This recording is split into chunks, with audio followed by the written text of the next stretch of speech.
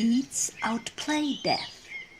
They work against dissipation, bend the timeline into circular time.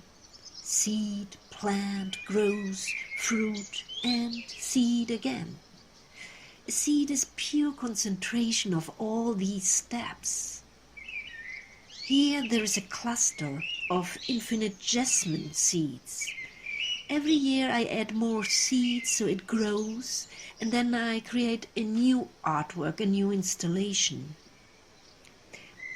They look like little parachutes or notes on a staff. What strikes me is the absurdity of the amount of seeds that the plants produce. Each of these is a hypothesis of a new plant, of a possible life. To collect the seeds you must always be ready. Those of the poplar tree one can collect only for a few days in spring, because they are very intelligent. They begin to fly like cotton swabs, and shortly afterwards the rain arrives and measures all up. This shirt, made with poplar seeds, gets a little bit longer every year. I like the idea of wearing all the seeds like a second skin.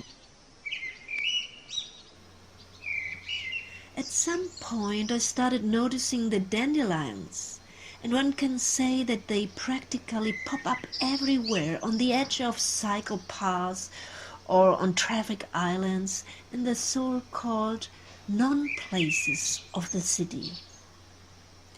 Once you understand how to collect and store them, an adventurous hunt begins. I filled a hammock with the blowball heads. I like the parallel of the suspension.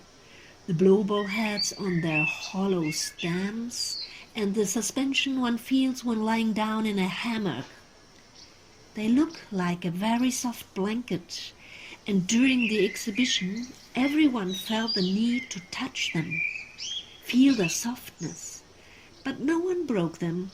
There was an incredible respect for their fragility. I tried to do some small works where you can see the single blowball with its unbelievable beauty, like this imprisoned one, or these in the book made of curcuma.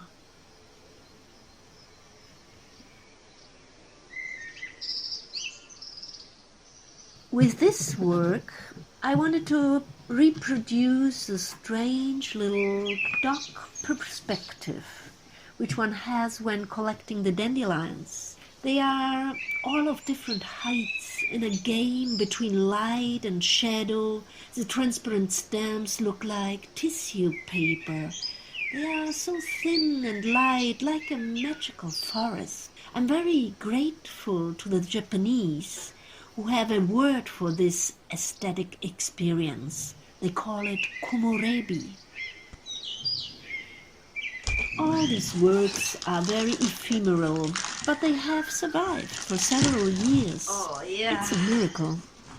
Every time I open a box, it's a surprise. Will they still be here? This last work is done with 5,000 dandelion heads. It's a sphere made of infinite spheres threaded on cords. They turn slowly. There is no longer chaos but balance, because there is a structure. All these spheres express a push against the current of time that slips relentlessly from the past to the future with that minimum space that we call present.